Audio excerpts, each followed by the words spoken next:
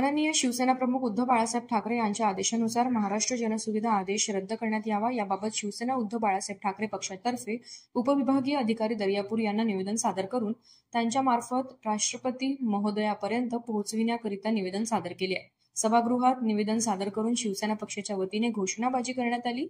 जनसुविधा आदेश रद्द करण्यात यावा अशा घोषणांनी संपूर्ण तहसील कार्यालय आणि उपविभागीय कार्यालय शिवसैनिक दणाणून सोडले।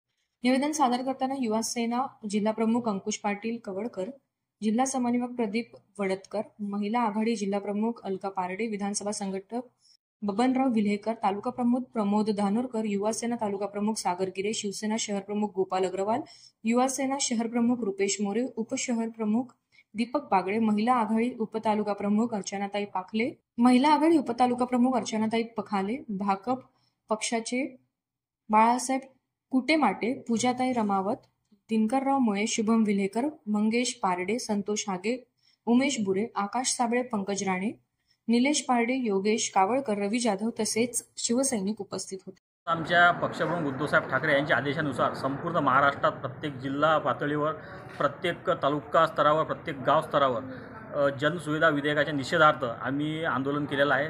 त्याच पार्श्वभूमीवर आज आम्ही दर्यापूर तहसील येथे SDO कार्यालयात SDO साहेबांना निवेदन देऊन आंदोलन केलं। यावेळेस आमचे सर्व पदाधिकारी उपस्थित आहेत। सुविधा जो आदेश आहे हा सदर आदेश राष्ट्रपती महोदयांकडे प्रलंबित आहे।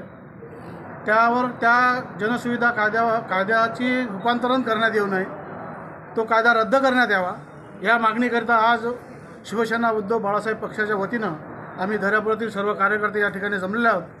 तो सदर कायदा रद्द करावा यासाठी विभागीय आयुक्त यांच्या मार्फत आम्ही राष्ट्रपती महोदयांकडे हे निवेदन त्यांना दिलेलं आहे आणि त्यांच्या मार्फत त्यांनी राष्ट्रपती महोदयांकडे पाठवावं आणि आमची मागणी मान्य करावी आणि सदर कायदा हा रद्द करण्यात यावा या वतीनं याकरिता आम्ही आज या ठिकाणी निवेदन सादर केले।